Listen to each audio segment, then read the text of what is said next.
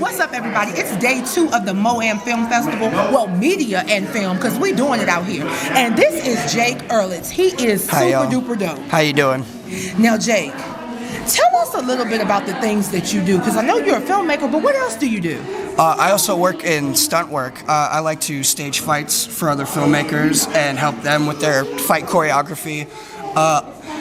This last film that I did, I was testing my ability. I set myself on fire, so that was a fun challenge for me to do. So I just kind of, I'm just trying to. Okay, let's back up.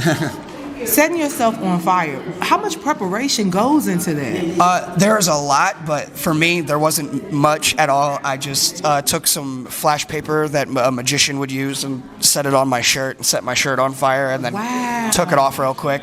But I tried to do it as safe as I could. If I was doing it, if I was going to do it with someone else, I'd do it completely different. Understood. So today, we're going to see Jake and John out of smoke. Yes, you are. So give us, without giving it away, give us a little synopsis of what we can expect to see.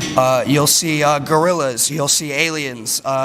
You'll see cops and Satan worshippers. So a little FX with a little... Yes, there's a little bit of everything. Oh, wow. It's going to be hilarious. It's the comedy of the year.